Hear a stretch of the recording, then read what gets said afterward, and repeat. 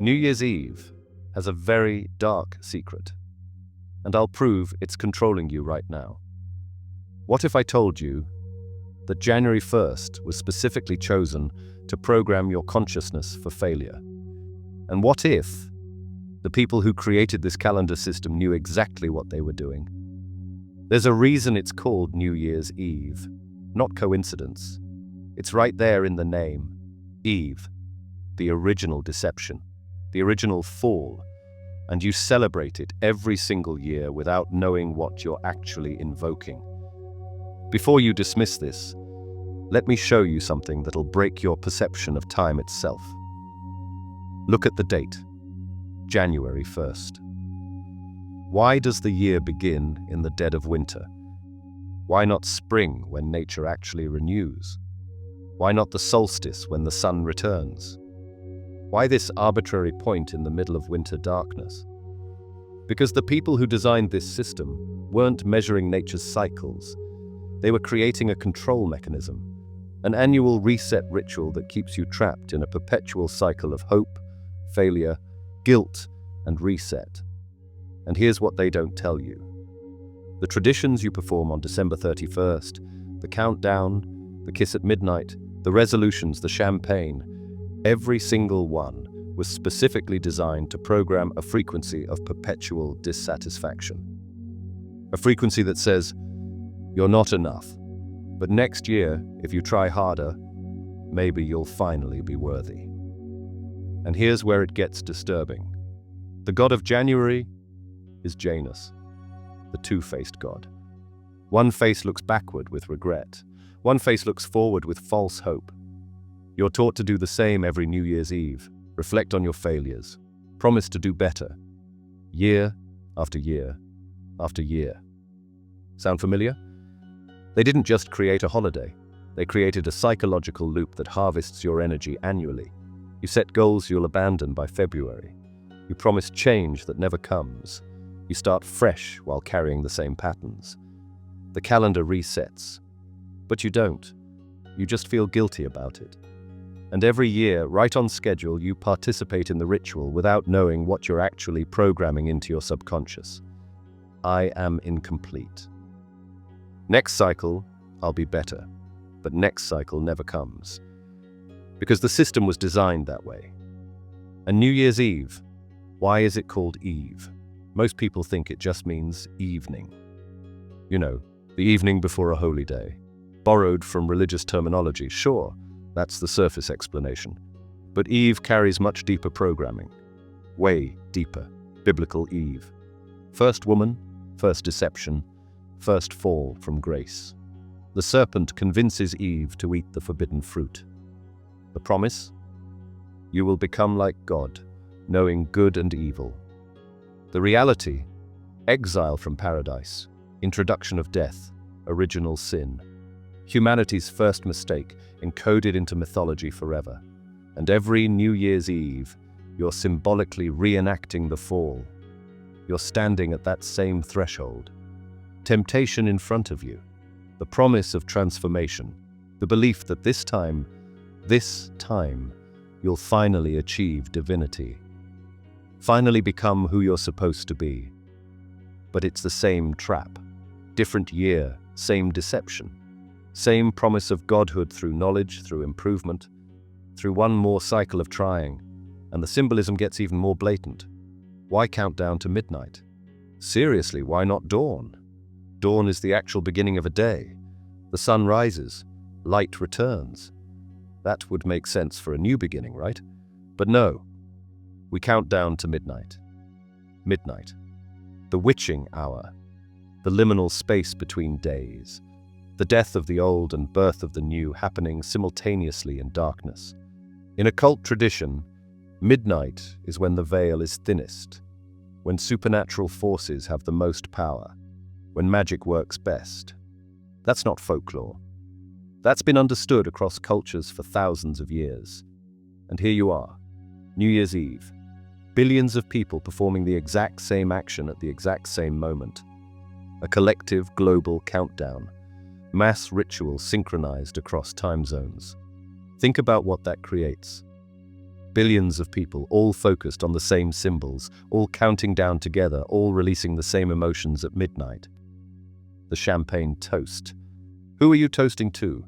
What deity receives that offering? Because that's what a toast is, a libation, an offering to a higher power, the kiss at midnight. Why? What are you sealing with that kiss? It's consent. You're sealing the spell. You're agreeing to enter the new cycle. And the ball drop in Times Square. 1 million people watching a massive illuminated sphere descend from above, like the serpent in the tree, descending with knowledge, with temptation. That sphere, is it an apple? Is it an all-seeing eye? Is it both?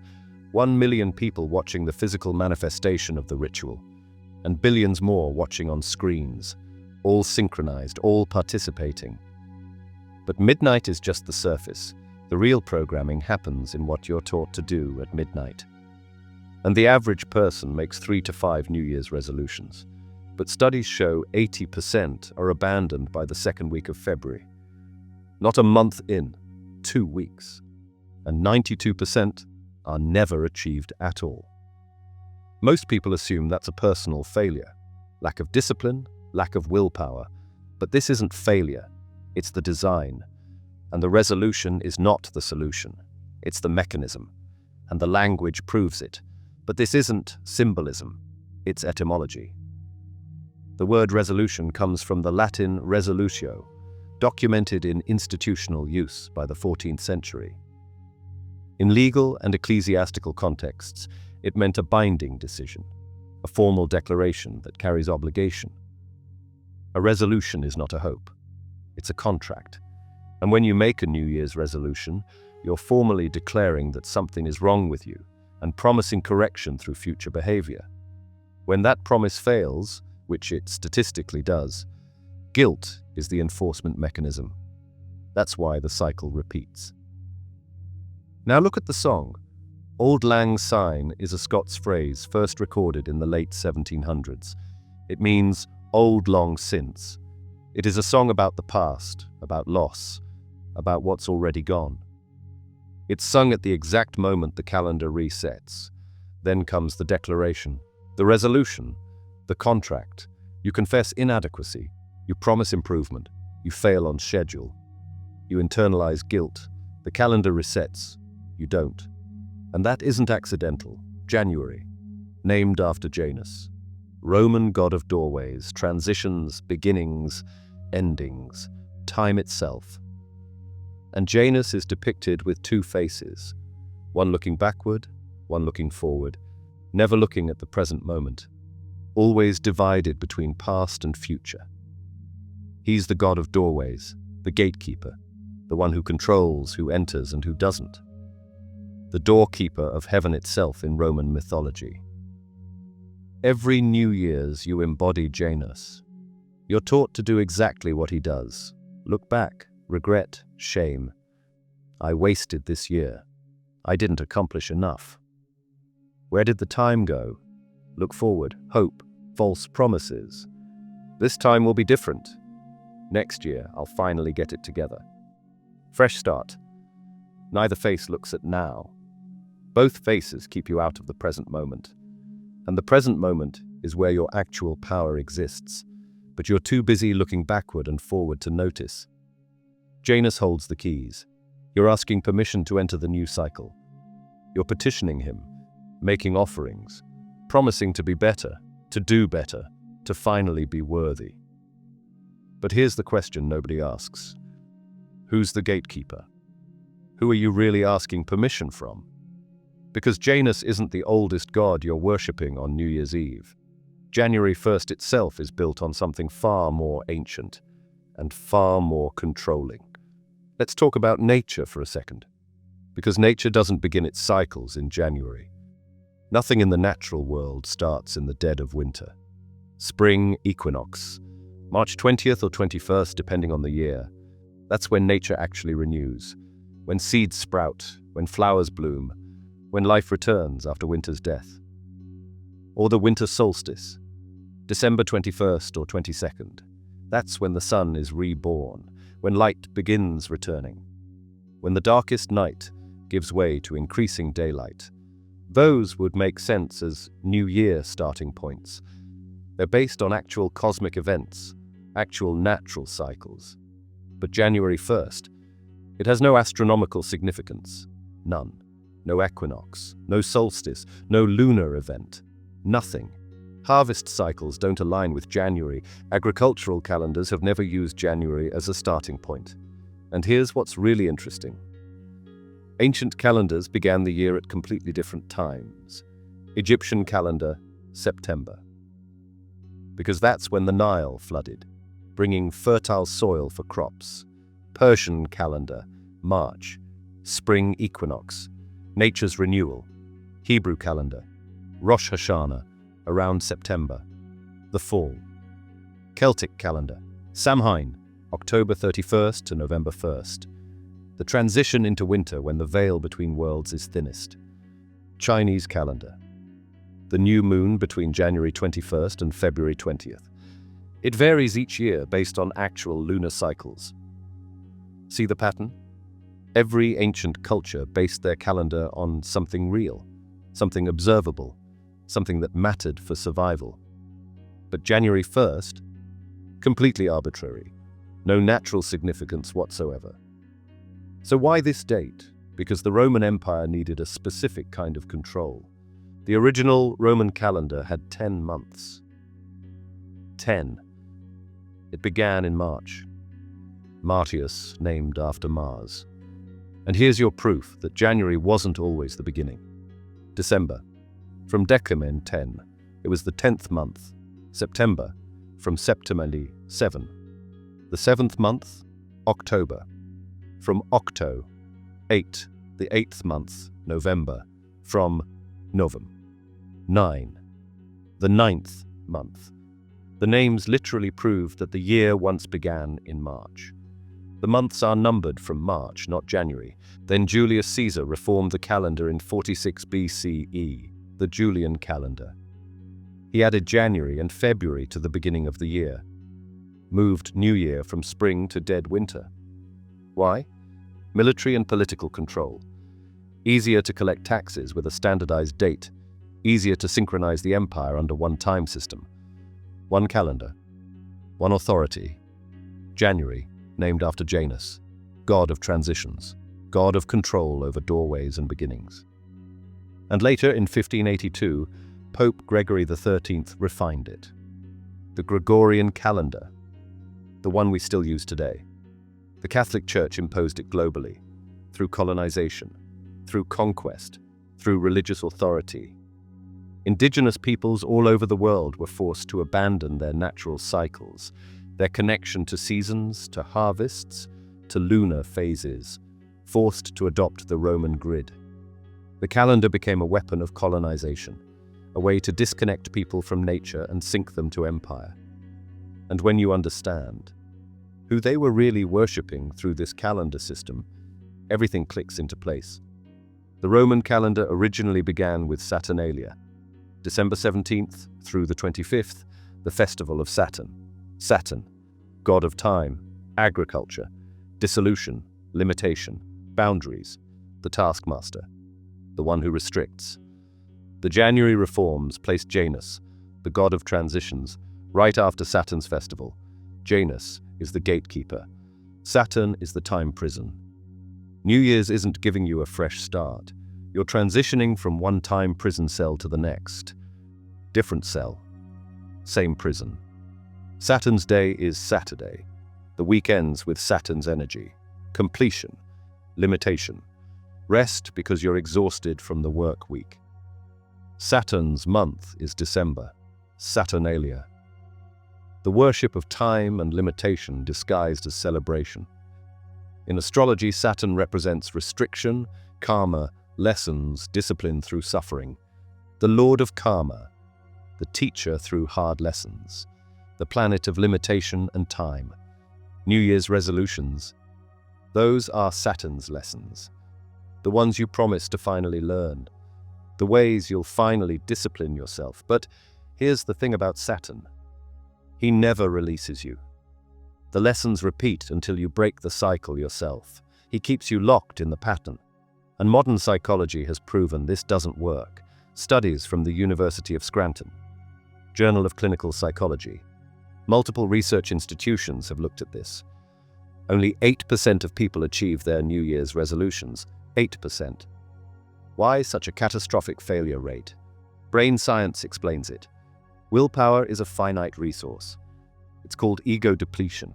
You only have so much willpower each day, and it runs out. Resolutions based on shame and inadequacy create a weak motivational foundation. You're trying to change because you hate where you are, not because you love where you're going. Real behavioral change requires an identity shift, not just behavioral promises, not just "I will do X." You need to become someone who does X naturally. But New Year's creates pressure and deadlines, and pressure creates stress. Stress floods your body with cortisol. Cortisol impairs decision-making and willpower. You're biologically set up to fail from the start. The ritual isn't about helping you improve. It's about keeping you in the cycle: hope, then failure, then guilt, then hope again. Round and round. So they've trapped you in a Roman time control system that programs annual failure. But the programming starts much earlier than you think, because they condition you for this trap from childhood. Think about childhood New Year's Eve. You're allowed to stay up until midnight. Special privilege. Big deal. What's that teaching? That something magical happens at an arbitrary moment.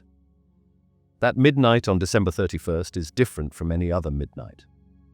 Building anticipation for what exactly? A number changing on a calendar? But your child brain learns something deeper. External timekeeping determines the value of a moment.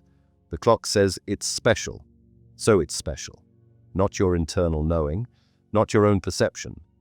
External authority. The clock, the calendar, and then the countdown. 10, 9, 8, 7. Counting backward to what? To nothing. To an arbitrary date rollover. But watch what happens. Noisemakers, confetti, screaming, celebrating. Mass hysteria over a number changing. What's being taught? Participate in collective excitement over meaningless symbolic transitions. This is training for adult life. Get excited about promotions, about raises, about milestones. All arbitrary markers that someone else decided were important. And they're learning something even more insidious. Children are taught that January 1st equals fresh start. Clean slate, new beginning. But what does that imply? That everything before was failure. Past self was inadequate. You're not good enough as you are now. But next year you can be better. It's never-ending postponement of self-acceptance. When I'm older, when I lose weight, when I get that promotion, when next year comes.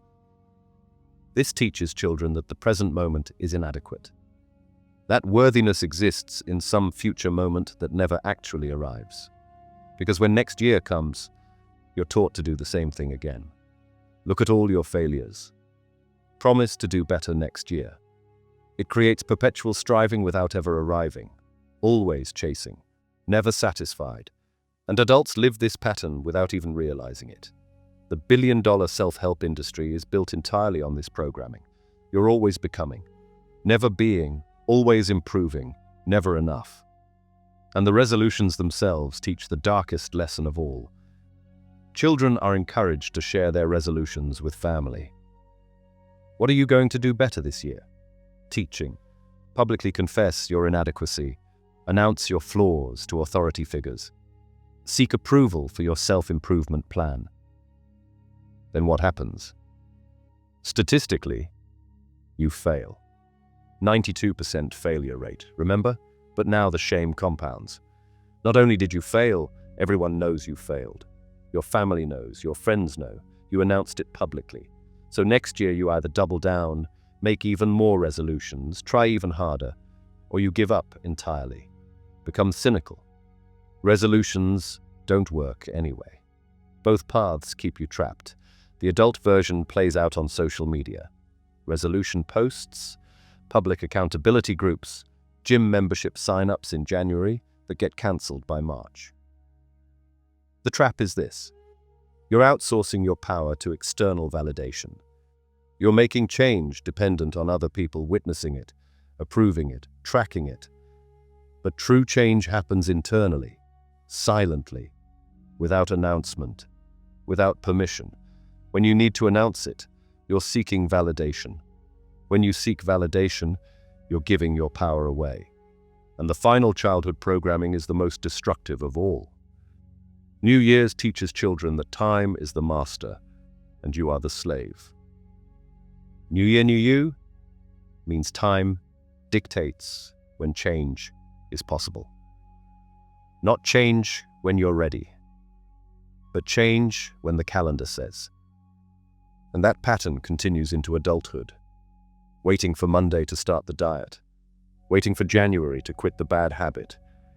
Waiting for the right time that never feels right. Time becomes an excuse for inaction. I'll start next week. I'll change next year. But time also becomes pressure for action. New Year's resolution is deadline-based change. And deadlines create stress, and stress undermines sustainable change. By adulthood, you're completely disconnected from natural rhythms. You're living by the Gregorian calendar, the Roman control grid. You wake to alarm clocks, not sunlight. You eat by schedule, not hunger. You work by hours, not energy levels. You sleep when the clock says, not when your body's tired. New Year's Eve is the annual reinforcement of time slavery. The reminder that time controls you, that you don't control time. So they've programmed you since childhood to worship the calendar, confess inadequacy, fail publicly, and obey time as your master. And every year, you perform the ritual that locks this programming in deeper. Let me show you exactly what's happening energetically on December 31st. New Year's Eve is the most globally synchronized moment of the entire year, more synchronized than Christmas, because Orthodox Christians celebrate Christmas on different dates. But New Year's? New Year's happens at midnight in every time zone. It's a 24-hour, rolling wave of collective ritual. As midnight passes across the planet, billions of people perform the exact same actions, watching the clock, counting down, celebrating at the precise moment of transition, making resolutions. The entire world, participating in the same ritual at the same time, in their time zone. The Global Consciousness Project at Princeton University studied this. They set up random number generators all over the world, devices that should produce completely random results with no pattern, and they monitored them during major global events. 9/11, Princess Diana's funeral. New Year's Eve. Whether you interpret this as a psychological effect, a statistical anomaly, or something more symbolic, something impossible happened. The randomness decreased. The numbers showed coherence. Statistical deviation that shouldn't exist. As if millions of people focusing on the same event at the same time was affecting physical reality. They called it field consciousness. When enough minds sync up, something measurable happens in the physical world. Now think about New Year's. Billions of people, synchronized. Same symbols, same emotions, same intentions. What intention is being broadcast during New Year's Eve? And the intention is very, very specific. Every New Year's resolution is a statement of lack. I will lose weight means I am currently overweight and inadequate. I will save money means I am currently financially irresponsible. I will be more productive means I am currently wasting my life. Every single resolution is a confession of failure, an admission that you're not enough, and billions of people are simultaneously broadcasting this message: I am not enough. This creates a global frequency of lack, of inadequacy, of incompletion. From a law of attraction perspective, you're manifesting more lack, more inadequacy. Because you're focused on what you don't have, not what you do have. From a psychological perspective, you're reinforcing a negative self-concept. Year after year. I'm not enough. I'm not enough. I'm not enough. From an energetic perspective, you're feeding entities that feed on low vibration emotions. Guilt, shame, inadequacy, self-hatred. Every year, same broadcast. Every year you participate, and there's a reason they want you broadcasting this frequency. December 31st. You're hopeful, high vibration. This is my year. I'll finally change. I'll finally become who I'm meant to be. Champagne, celebration, optimism, joy, hope. Then, February hits. You've failed. Low vibration, guilt, shame, self-criticism. I can't even keep a simple promise to myself. What's wrong with me? I'm pathetic. That emotional swing from hope to despair is an energetic harvest. Something feeds on this cycle. And I don't mean metaphorically. I mean actual energy transfer. Your hope raises your frequency, gets you vibrating high, gets you excited, gets you broadcasting powerful emotions. Then your failure crashes your frequency. And the crash is where the feeding happens. It's like fattening up livestock before slaughter. Raise their energy, get them excited, get them hopeful, then drop them into despair, and harvest that energy crash. This is why resolutions are designed to fail. Not by accident. Intentionally. It's an annual harvest of human emotional energy through the hope-failure cycle. And the champagne toast, that's not celebration. That's consent. Champagne at midnight is the oldest part of the ritual. The most consistent tradition across cultures. Alcohol is called spirits. Why? Why is it called that? Because you're literally drinking spirits to celebrate. You're inviting entities in. A toast. Raising your glass to a deity, to a spirit, to something higher than yourself. Cheers comes from Old French chiere. Face, countenance. The face of God. You're offering your face, your presence, your energy to what? To whom? Clinking glasses, that's sealing an agreement, witnessed by the group, public contract. And alcohol lowers your inhibitions, opens your subconscious, makes you suggestible. So at midnight, liminal time between days, while making resolutions, statements of lack, while drinking spirits, inviting entities, you are consenting to the next cycle of the program. Every year, renewed consent. Every year, signed contract. This is why just this once doesn't work when it comes to breaking the New Year's pattern. You're not just having a drink, you're signing a contract. You're agreeing to participate for another year. You're giving permission. Now you might be thinking, but I don't believe in any of this spiritual stuff. I just like celebrating with friends, and that's exactly what makes it so effective, because the ritual works whether you believe in it or not. Your participation is your consent. You're taught that success equals achieving goals, that happiness comes from accomplishment. But reality shows something different. Studies prove that people who achieve big goals often feel empty afterward. Is this all there is? I worked so hard for this and now nothing? Because the goal was a distraction from present moment dissatisfaction. The goal was supposed to fix the feeling of not being enough, but it doesn't. It can't. New Year's resolutions are future-focused goals. They take you out of now and put you into an imagined future. But the future never comes. It's always now, always the present moment. So you're stuck in a perpetual not there yet state. Always striving, never arriving. Even if you achieve your resolution, then what? You make a new resolution. The inadequacy continues.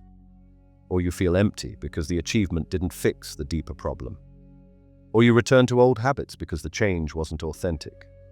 The lie is this: you'll be happy when you achieve X.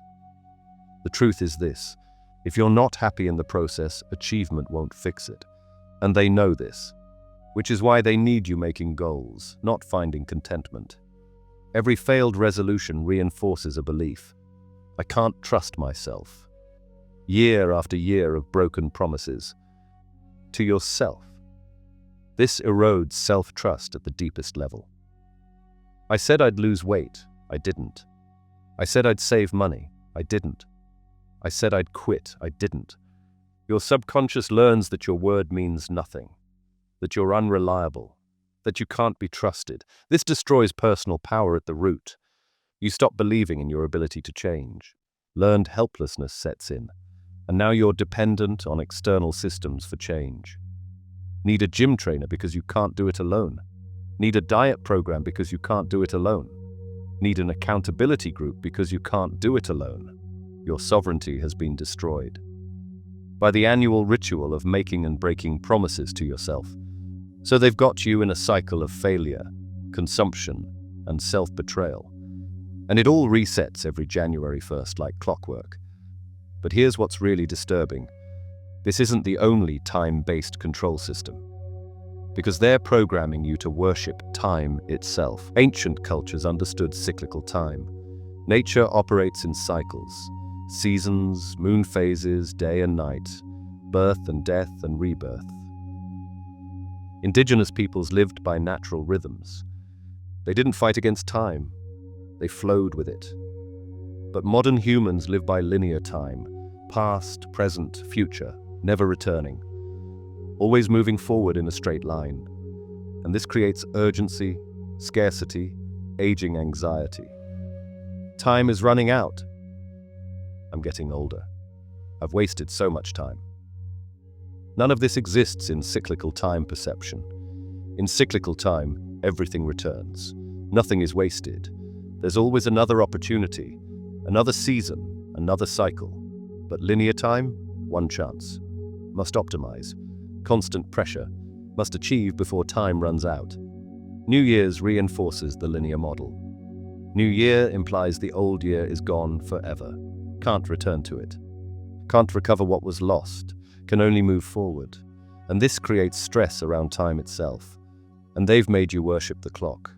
The average person checks the time over 150 times per day. More than anything else. More than checking their phone for messages. More than looking in a mirror. You wake to an alarm. The clock determines when your consciousness turns on. You eat by the clock, not by hunger. Lunchtime is 12 p.m., whether you're hungry or not. You work by the clock, not by energy or task completion. 8 hours. Doesn't matter if you're productive. Clock says 8 hours. You exercise by the clock. 30 minutes. Doesn't matter how your body feels. Clock says 30 minutes. You sleep by the clock. 8 hours. Doesn't matter if you're actually tired. Clock says 8 hours. Your entire life is dictated by an external timekeeping device. This is modern worship. Worship means giving ultimate authority to something outside yourself. And the clock has ultimate authority over your daily life. More authority than your body's signals. More authority than your energy levels. More authority than your inner knowing. You've been taught to override internal guidance in favor of the clock, and New Year's Eve is the high holy day of this religion. Why does everything change at midnight? What's so special about midnight? Cinderella turns back at midnight. Fairy tale programming for children. Midnight is the witching hour in folklore, when magic is strongest. Deadline literally means line of death, the time when death occurs if the task isn't completed. And midnight on December 31st is the most powerful deadline of all. But nothing actually changes at midnight. The sun doesn't rise. The seasons don't shift. Your body doesn't transform. Cosmically, astronomically, biologically, it's just another moment. But psychologically, everything changes. Because you've been programmed to believe it does. This is faith in the calendar system. Religious level faith. You believe January 1st is different from December 31st. Even though objectively, it's not. Your belief makes it real in your experience. But who benefits from your belief? The answer is, in who controls the calendar? Who decides what time it is? Who decided January 1st is New Year? Who maintains atomic clocks? Who controls leap years, daylight savings, time zones? International Bureau of Weights and Measures in Paris, Coordinated Universal Time, UTC. Small group of institutions control the global time standard, and everyone else synchronizes to them. Your phone, your computer, your watch. All syncing to centralized time authority. This is centralized control of human consciousness, because time is how you experience reality. Control someone's time perception, and you control their reality. New Year's is the annual synchronization of the global population to centralized time authority. 1 billion people counting down simultaneously. 1 billion people accepting this is when the year changes. Mass compliance ritual, and you participate every year. So they've got you worshipping linear time, checking clocks compulsively, and annually synchronizing to centralized time authority. But the darkest part? They're using time itself to drain your life force. Let me show you how. New Year's Eve triggers a universal thought. Another year gone. This thought carries a specific frequency. Loss. Where did the year go? What did I accomplish? Am I closer to my dreams? Or further away? For most people, the answers create regret, disappointment, anxiety. This is an energetic emission, not metaphorical. Actual electromagnetic field around your heart. The HeartMath Institute has measured this. Emotions create measurable fields. Negative emotions create chaotic field patterns. Positive emotions create coherent field patterns. New Year's Eve? Billions of people emitting chaotic fields of regret, simultaneously, globally. This creates a massive low-frequency energy field across the entire planet. Question: what feeds on this frequency? And it's not just New Year's Eve. They've set up harvests throughout the year. New Year's, hope and failure harvest, Valentine's Day, loneliness and inadequacy harvest if you're single, pressure and expense harvest if you're coupled, Easter, guilt and resurrection cycle, summer, body shame harvest, swimsuit season, back to school, anxiety and stress harvest, Halloween, fear harvest, obvious, Thanksgiving, family conflict and obligation harvest, Christmas, materialism and debt harvest. Every major holiday creates a specific emotional frequency. None of them promote peace, contentment, presence, sovereignty. All of them create desire, lack, pressure, obligation, guilt, fear. These are scheduled harvests, like agriculture, planting, growing, harvesting on schedule. But the crop is human emotional energy. And New Year's is the biggest harvest because it harvests time itself. Every moment you spend in the past is a moment stolen from now. Every moment in regret is a moment stolen from presence. Every moment you spend in the future is a moment stolen from now. Every moment in anxiety about what's coming is a moment stolen from presence. New Year's pulls you both directions simultaneously. Review the past year. Regret your failures. Plan the next year. Anxious about the future. Both directions take you out of the present moment. And the present moment is where your power actually exists. Past? Can't change it. Can only learn from it. Future? Doesn't exist yet. Can only prepare for it. Now, this is where action happens. Where life happens. Where power exists. They want you anywhere but here. Anywhere but now. Because here, you might wake up. Here, you might realize you don't need their systems. Here, you might access true power. So they create rituals that pull you into past and future. New Year's is a masterclass in this. The entire ritual is about not being present, and the final harvest is the most disturbing.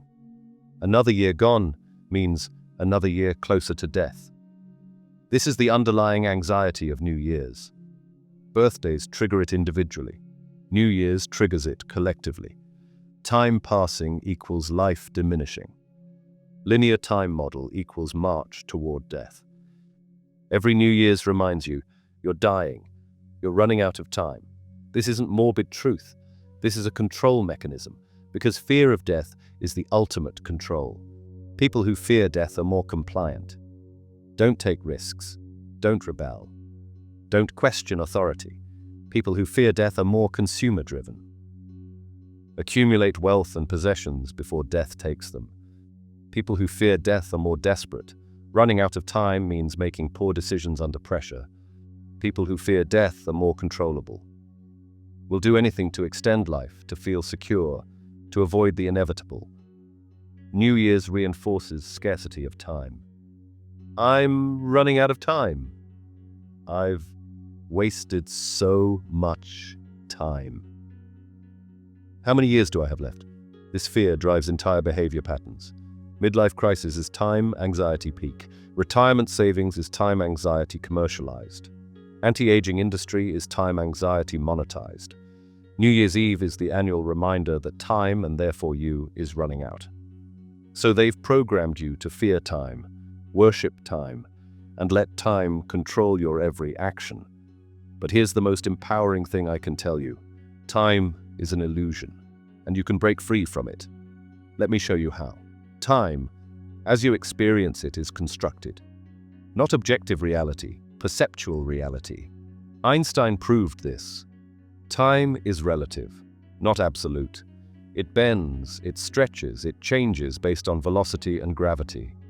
Your experience of time changes based on emotional state. Time flies when you're having fun. Time drags when you're bored. It changes based on age. Years feel shorter as you get older. Remember how long summer felt as a kid? It changes based on attention. A watched pot never boils, but lose yourself in a task and hours vanish. It changes based on consciousness state. Meditation slows perceived time. Flow states alter time perception completely. This means you control your time experience, not the clock, not the calendar. You. January 1st has power only because you give it power. By believing it's significant, it becomes significant in your reality. By withdrawing belief, you reclaim power. This doesn't mean ignore time. Time is useful as a tool. Use it for coordination, for planning, for structure. But don't worship it. Don't serve it as master. Use time as tool. Don't let it use you. Here's how to actually implement this. Practice 1. The January 1st neutralization. Instead of making a New Year's resolution, make this declaration. January 1st is an arbitrary date on a Roman calendar. I do not recognize its authority over my life. I change when I'm ready, not when a calendar dictates. I am the author of my timeline. Write it down. Say it out loud. Feel it in your body. Every January 1st from now on, read this instead of making resolutions. This breaks the spell of the date having power over you. You're withdrawing consent from the ritual. Practice 2. The continuous improvement model. Instead of yearly resolutions, practice weekly micro-improvements. Every Sunday evening, or whatever day works for you, identify one small thing to adjust next week. No big promises, no public declarations, no pressure. Just quiet, private, incremental change. Examples. Next week I'll drink 1 extra glass of water daily. Next week I'll read for 10 minutes before bed. Next week I'll text one friend I've been meaning to reach out to. Small, achievable, sustainable. This builds self-trust instead of destroying it. By December you've made 52 tiny improvements. That compounds into massive transformation. No New Year's resolution required. Practice 3. The present moment return. Every time you notice yourself regretting the past, say this. The past happened. I learned from it. I'm here now. Every time you notice yourself anxious about the future, say this. The future isn't here yet. I'm prepared. I'm here now. Then use a physical anchor. Feel your feet on the ground. Notice your breath. This pulls you into the present moment where your power actually is. Do this 10 times per day. You'll rewire your brain away from past-future dwelling. By the time New Year's comes, you're no longer susceptible to the pull. Practice 4. the natural rhythm attunement.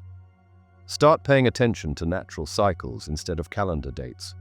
Moon phases, new moon equals fresh start. Full moon equals release and letting go. Seasons, spring equals renewal. Fall equals letting go. Your body, energy cycles, hunger signals, sleep needs, creative peaks and valleys. Your own internal knowing.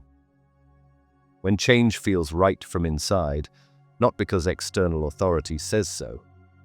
This reconnects you to actual reality instead of constructed time. Indigenous peoples lived this way for millennia. You can reclaim it. When you change, because nature says it's time, internal or external nature, the change lasts.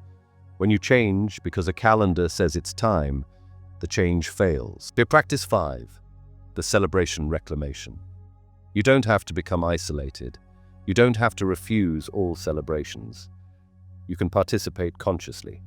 Go to the New Year's party, but don't make resolutions. Enjoy champagne, but don't toast to New Year, New You programming. Count down to midnight as a silly game, not a sacred ritual. Spend time with loved ones for connection, not obligation. The difference is awareness. You're not being manipulated. You're choosing to participate in cultural tradition without being enslaved by it. Consciousness transforms ritual from control to choice. But what about teaching the new generation? Because if you have children, this is how you break the cycle. Don't lie to them about New Year's being magic. Tell them the truth. People celebrate January 1st because a Roman emperor chose that date a long time ago. It's a tradition, but it's not actually the beginning of anything except a number. Real change can happen any day. Don't make them make resolutions. Instead, teach continuous improvement. We improve continuously, not once a year. Every day is an opportunity to be a little better than yesterday.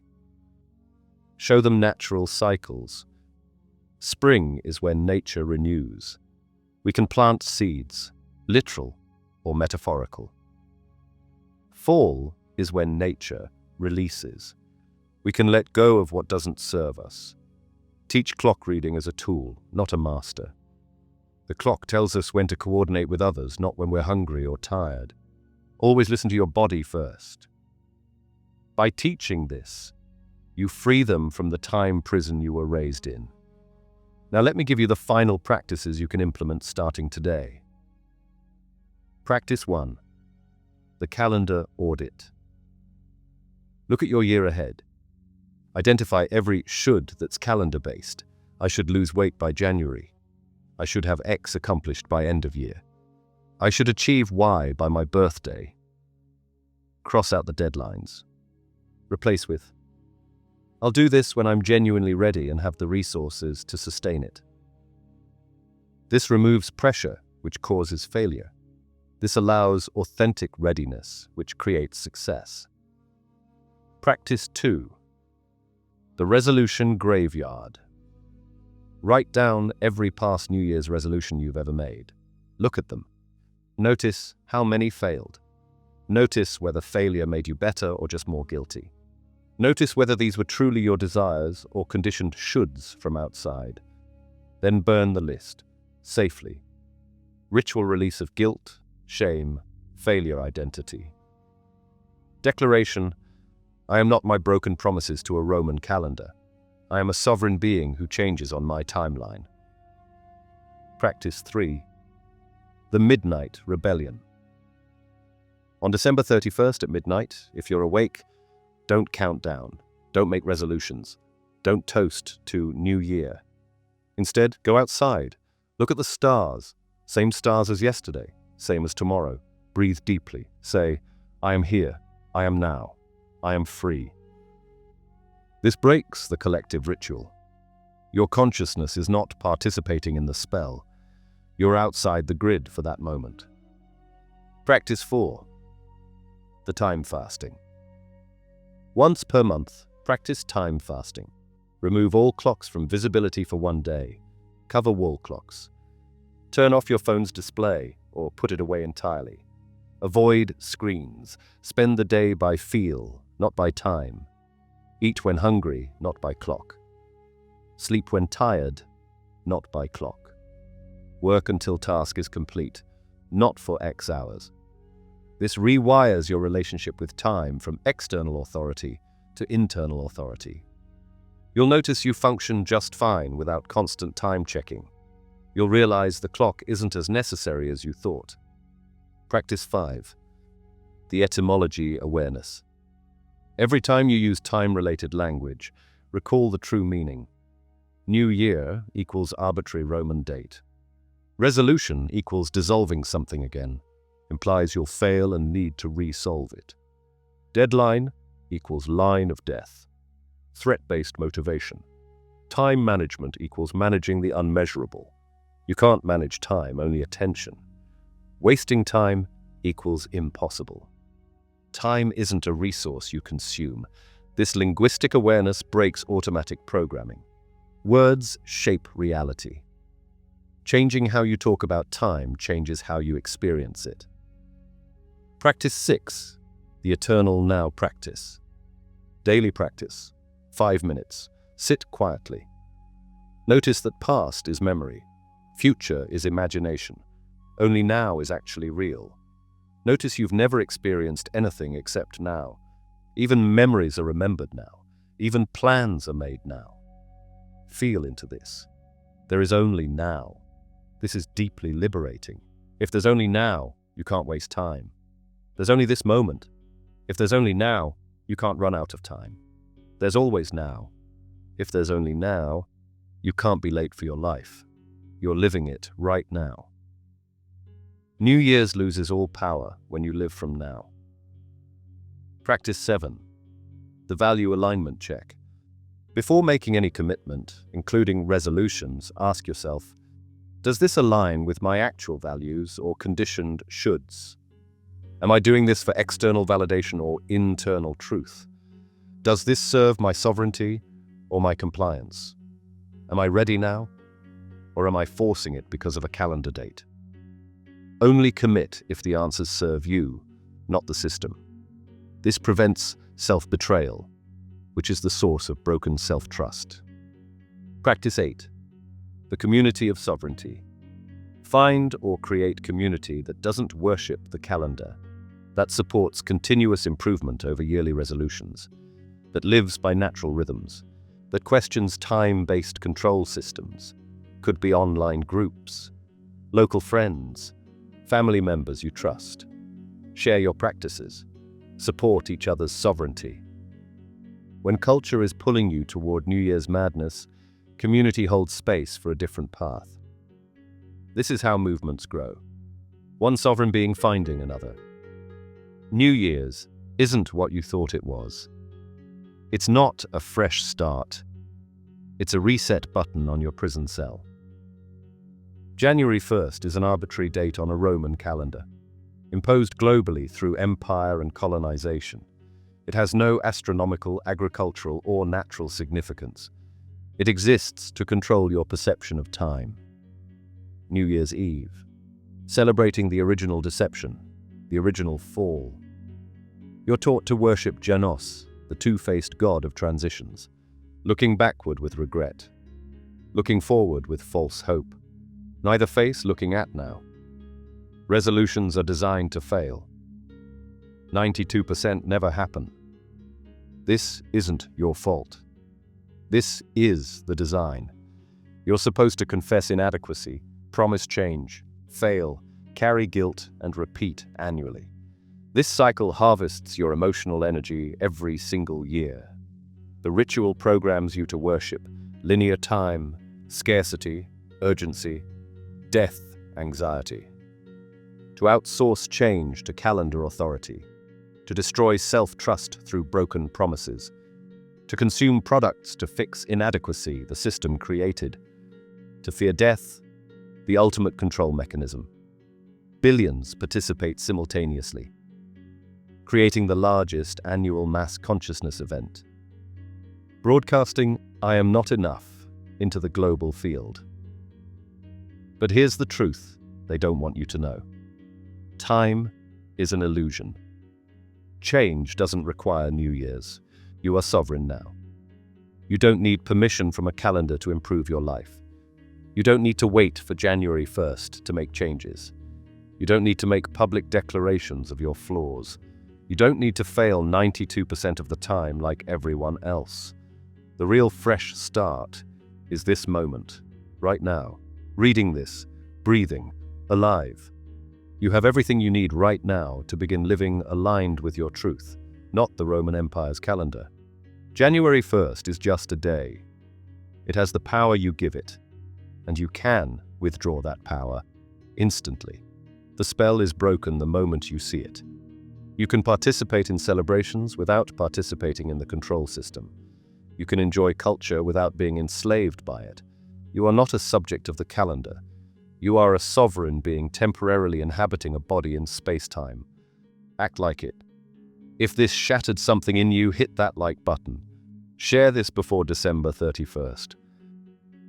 People need to see this before they unconsciously make resolutions that will destroy their self-trust again. Comment below. I am sovereign now, if you're ready to break the time spell. Subscribe because we're deconstructing every control system, every holiday, every ritual, every cultural program that keeps you compliant. The calendar doesn't own you. The clock doesn't control you. January 1st has no authority over your life. Welcome to your time sovereignty. The spell is broken. You are free.